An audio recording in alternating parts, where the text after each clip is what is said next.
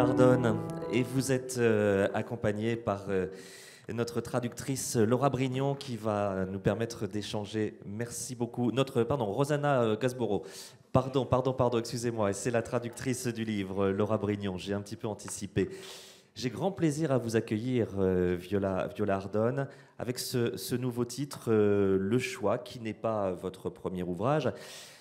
Vous vivez à Naples, vous êtes diplômée de lettres, vous êtes aussi une femme engagée, on le verra dans un instant, vous enseignez l'italien et le latin, et puis vous collaborez avec différentes publications. Il y avait eu Le Train des enfants en 2019 qui nous racontait l'histoire de ce gamin du Sud qui en 1946 va monter dans un train avec des milliers d'autres enfants à l'invitation du Parti communiste pour essayer de fuir la misère.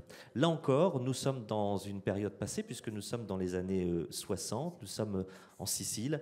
Et nous allons découvrir une jeune femme qui a 15 ans et qui finalement rêve d'être libre et n'y parvient pas parce qu'elle est enfermée dans la tradition familiale. Et qui est-elle, cette jeune femme qui, curieusement, s'appelle, puisque on parlera de ce nom, votre héroïne, on a à nouveau un petit souci de micro, votre héroïne s'appelle Olivia Ardone. Qui est-elle, cette jeune femme? Bonjour a tout le monde. Io oggi vi voglio presentare questa ragazza che vive nella Sicilia, nel sud dell'Italia negli anni 60 e si chiama Oliva Denaro ed è una ragazza che però per tanti aspetti non è molto diversa dalle ragazze che vivono oggi in Italia, in Europa e in alcune parti del mondo soprattutto anche ai nostri tempi.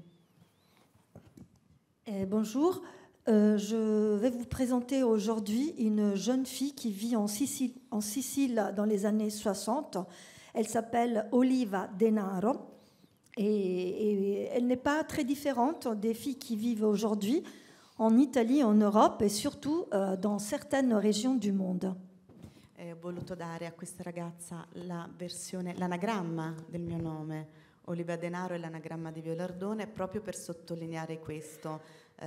Passa il tempo, passano gli anni, cambiano tante cose, però la condizione della donna mi sembra ancora che debba essere oggetto di una profonda riflessione in Occidente, in Oriente, al di là di ogni latitudine. Ci sono dei tempi ciclici che riguardano la donna, delle questioni che ritornano, la questione della libertà della scelta. Si torna a parlare di aborto, si torna a parlare di matrimoni forzati e il mio modo di riflettere su delle questioni per me importanti passa attraverso il racconto, attraverso la narrazione e quindi ho voluto in prima persona con la voce di una ragazzina di 15 anni fare un passo nel passato prossimo, guardarmi appena alle spalle perché la generazione delle madri, delle sorelle più grandi, per qualcuna delle nonni è davvero vicina a quella generazione lì. En fait, j'ai voulu appeler cette fille Oliva Denaro, qui est en fait l'anagramme de mon nom et de mon prénom, Viola Ardone, justement pour souligner cet aspect, c'est-à-dire que le temps passe, les années s'écoulent, les choses changent, mais la condition des femmes nécessite toujours une réflexion profonde, à l'est, à l'ouest, dans toute latitude, car à ce sujet, il y a des temps qui sont cycliques et les questions se reposent de façon cyclique, les questions liées à la liberté du choix. On reparle d'avortement, on reparle à nouveau de mariage forcé. Et pour moi, une façon de réfléchir sur ces questions si importantes, c'est la narration, le récit. Et cette fois, j'ai choisi de parler par le truchement de la voix d'une fille de 15 ans et de revenir dans un passé proche, pas très loin, parce que c'est une génération qui n'est pas très lointaine de celle des mères, ou plutôt des grands-mères, des mères et peut-être des grandes sœurs aussi. Nous allons suivre cette jeune femme pendant une vingtaine d'années, des années 60 à 1981. On va la suivre dans son village et il y a toute une galerie de portraits. Il y a la famille, bien sûr, qui est très présente, des relations difficiles avec la mère, des relations plus plus aimante avec le père, même s'ils ne savent pas forcément très bien se dire et se montrer leur attachement. Il y a un frère jumeau, il y a une sœur qui va rater sa vie, et puis il y a aussi tout le village que l'on voit graviter. Et on voit aussi l'évolution de cette société italienne, mais qui est quand même une société italienne bien à part, parce que c'est la Sicile. Est-ce que c'est très différent finalement sur le reste de la péninsule ou par rapport à la Sicile? Non è diversa dal resto della penisola, perché io parlo di qualcosa che riguarda tutta l'Italia, anche se nel meridione è più accentuato. E, in particolare questa ragazza viene scelta da un uomo che la vuole e non si cura di quello che pensa lei, la prende con la forza, la violenta per costringerla a sposarla. E in quell'epoca in Italia e fino al 1981, quando la storia finisce, le ragazze che venivano violentate erano costrette dalla società e dalla legge a sposare il loro violentatore.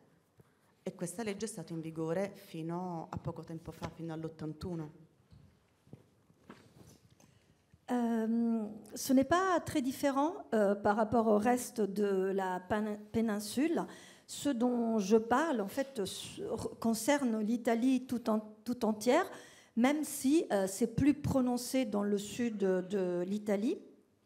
Moi, je parle d'une femme qui est choisie par un homme qui la veut et qui ne se préoccupe pas de ce qu'elle pense et de ce qu'elle veut, qui la prend par la force et qui la viole. Et pour l'obliger à l'épouser, vous devez savoir qu'en Italie, jusqu'en 1981, aussi bien la société, mais la loi aussi, obligeait les filles qui faisaient l'objet d'un viol d'épouser leur violeur. Et cette loi était en vigueur jusqu'en 81. C'est d'ailleurs par ces mots-là que commence le roman. Une fille, c'est comme une carafe, qui la casse, la ramasse. Et donc effectivement, cette jeune femme, elle a envie de liberté, mais elle vit sa condition de femme un peu comme une condamnation parce qu'elle a du mal à s'émanciper dans ce village où on vit dans des traditions qui ont du mal à se fissurer. J'aimerais que l'on parle aussi de votre écriture parce qu'effectivement, il y a toute cette ambiance, l'ambiance de l'Italie, de la Sicile, qui pour nous Français nous est très chère. Il y a des passages qui sont très poétiques, il y a beaucoup d'images qui apparaissent, et puis il y a aussi des moments d'une rare violence. Je pense entre autres à une scène de viol, c'est-à-dire qu'il y a vraiment des passages qui sont très très durs et qui alternent avec d'autres passages beaucoup plus poétiques. Comment s'est construit votre roman? Nel costruire questo romanzo, che è un romanzo sulla scelta di una ragazza che decide di sottrarsi a questa legge nazionale e decide di denunciare il suo violentatore e ne paga le conseguenze. Ho voluto che fosse lei a raccontare in prima persona e insieme a lei venissero fuori tutte le voci della famiglia, del paese, le voci di fondo che ti spingono spesso a prendere delle decisioni. Questa ragazza guarda dentro di sé e riesce a scegliere autonomamente. È la storia di un no. Come nasce il no in una ragazza che non ha una formazione politica e sociale, non c'è ancora il femminismo, è un no personale che diventa importante anche per tutte le altre successivamente. E ho cercato di raccontare da quel punto di vista, senza fare sociologia, senza fare psicologia, raccontando le cose, raccontando i volti, raccontando le piccole azioni quotidiane di quel sud, di quegli anni, che in qualche modo ci somiglia ancora.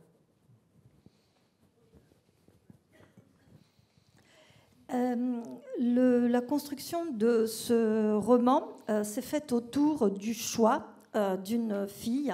C'est autour de cela, ce livre, une jeune fille qui décide de se soustraire à une loi nationale et qui porte plainte contre son violeur et qui assume les conséquences. Et j'ai voulu raconter cette histoire de son point de vue. J'ai voulu qu'elle parle à la première personne et que puis, au fur et à mesure, émergent également les autres voix la famille, les habitants du village, toutes ces voix qui font le fond, qui sont au fond de l'histoire et qui parfois nous poussent à faire des choix et à prendre des décisions, alors que cette fille, elle se tourne vers elle-même et finalement elle dit non. Donc c'est l'histoire d'un non, comment ce non naît, comment il se forme chez une fille qui n'a pas de formation politique, de formation sociale. Ce n'était pas encore l'époque du féminisme. C'est un nom qui est personnel et qui sera important pour d'autres après elle. Et j'en parle de ce point de vue, sans faire de la sociologie ou de la psychologie.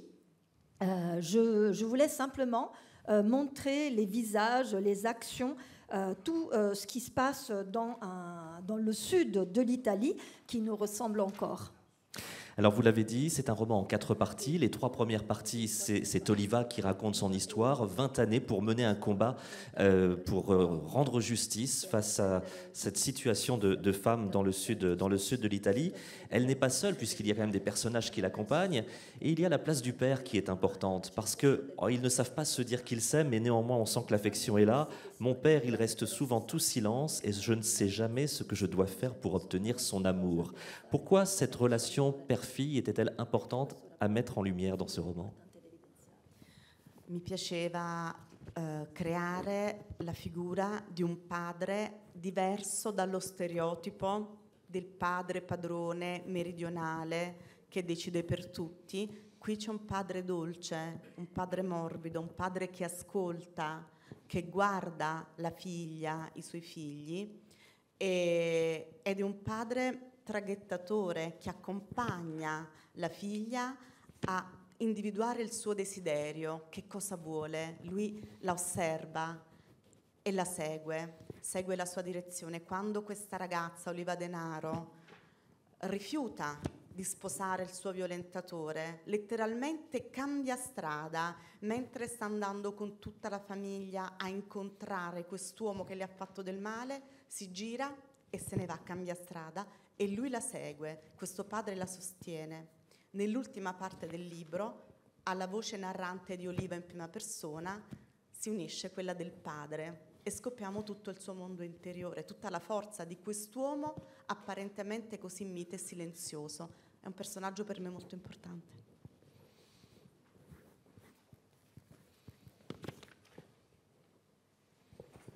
Pardon. J'ai aimé, je voulais rencontrer ce personnage du père, d'un père différent des stéréotypes, qui n'était pas un père padre padrone, c'est un père qui décide et qui impose, comme c'est le cas dans le sud de l'Italie, mais un père qui soit doux, accueillant, qui écoute sa fille et ses enfants en général. Un père qui soit une sorte de passeur qui permet à sa fille d'aller vers son désir, qui l'amène à découvrir ce qu'elle veut.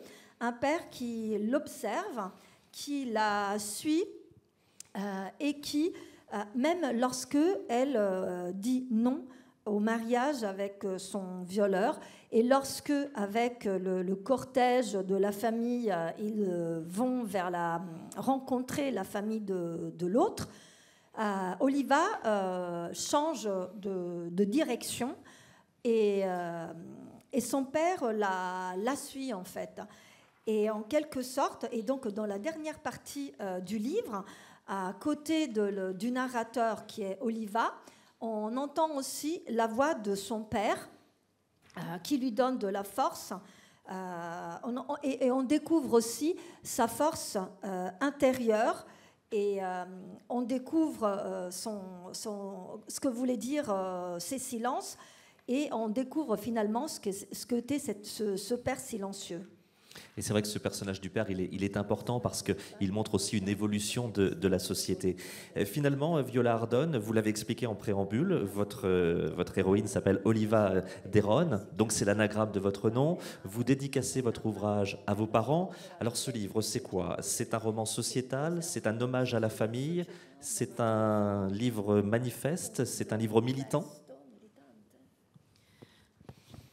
Da un certo punto di vista sì, ma è anche la storia della mia idea del femminile oggi. Io ho dato l'anagramma del mio nome perché questa è un'indagine in me stessa su che cosa significa per me oggi essere donna, e per farlo ho avuto bisogno di guardare verso il passato.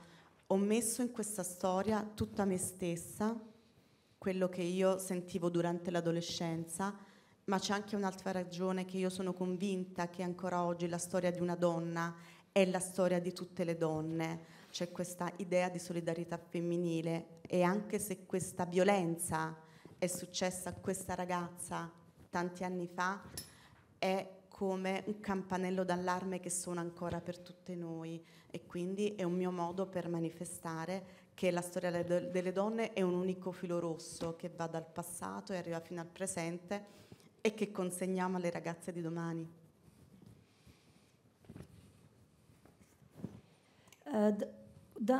Oui, d'un côté, mais c'est aussi l'histoire de mon idée de ce qu'est la féminité, de ce qu'est le féminin aujourd'hui.